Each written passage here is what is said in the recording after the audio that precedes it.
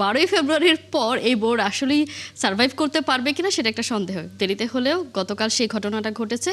বুলবুল বলছেন যে তিনি বিসিবির একমাত্র বৈধ সভাপতি এবং এটি একটি সাংবিধানিক অভ্যুত্থান। আপনি কি বলবেন? গুড মর্নিং কোনা, কনস্টিটিউশনাল কু। আমি ওই যে প্রেস রিলিজটা সেটা যতটুকু সম্ভব অনেক রাত্রে মন দিয়ে পড়ার চেষ্টা করেছি। আমরা তো ধরেন সাধারণ বাংলাদেশি, বাংলা মিডিয়ামের স্টুডেন্ট, ইংরেজি অত ভালো বুঝিও না।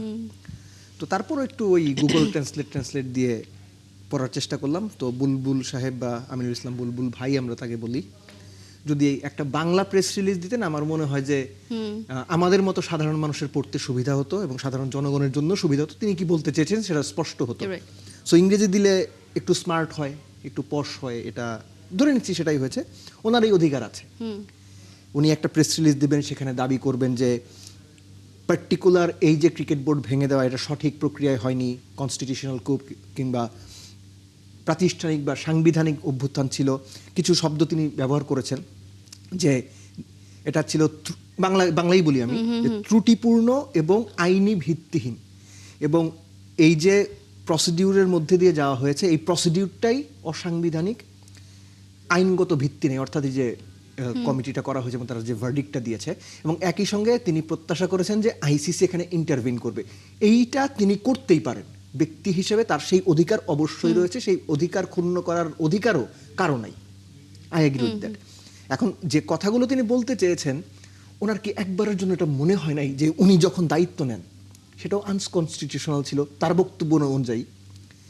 তার কি একবারের জন্য মনে হয় নাই তিনি যখন জেলা এবং বিভাগ থেকে কাউন্সিলরের লিস্টগুলো আসলো, বিসিবির কনস্টিটিউশন ফলো না করে তিনি নিজে চিঠি দিয়ে জেলা এবং বিভাগীয় পর্যায়ে বলে দিলেন এই কাউন্সিলরদের হবে না, আগের অ্যাডহক কমিটিতে যারা ছিল তাদেরকে দিতে হবে?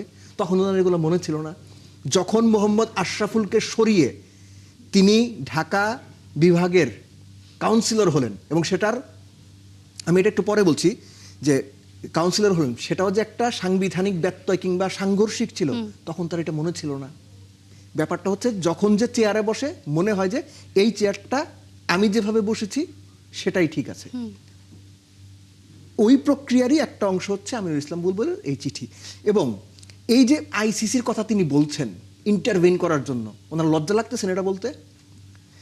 আইসিসির মিটিংয়ে 14-2 ভোটে আপনি পরাজিত হয়ে এসেছেন। আপনার একটা তো নিজের, আমি মানে সেটা ধরেই বলছি যে আপনার ক্রিকেট ডিপ্লোম্যাসি যে ভয়ঙ্করভাবে ফেল করেছে, আপনি কিভাবে এক্সপেক্ট করেন আইসিসি আপনাকে সাপোর্ট করবে? আপনি কিভাবে চিন্তা করেন যে বাংলাদেশ ক্রিকেট বোর্ড তথা বাংলাদেশ সরকার তথা national sports council international cricket কাউন্সিলের সঙ্গে পরামর্শ না করে বা তাদের কনসেন্ট না নিয়ে এই বোর্ডটা ভেঙে দিয়েছে? আপনি কি এত সহজ সরল শিশুর মতো কিছু বুঝেন না? সো জিনিসটা হচ্ছে যে এই কাজগুলো পথ উনিই দেখিয়েছেন বা ওনারাই দেখিয়েছেন। সো যেভাবে বোর্ডটা ভেঙে দেওয়া হয়েছে এটা নিয়ে আপনি তর্ক করতে পারেন, সমালোচনা করতে পারেন, যৌক্তিক ব্যাখ্যা দিতে পারেন, পক্ষেও অবস্থান নিতে পারেন, দ্যাট ইজ ইউর চয়েস। কিন্তু বাংলাদেশের প্রেক্ষাপটে this is not Switzerland, this is not Finland, not even Australia, New Zealand, এটা বাংলাদেশ। এই সমাজ কিভাবে চলে, এই দেশের আইনগুলো বিভিন্ন প্রতিষ্ঠান কিভাবে ব্যবহার করে, অপব্যবহার করে, এগুলো আমরা দেখে বড় হয়েছি ভাই।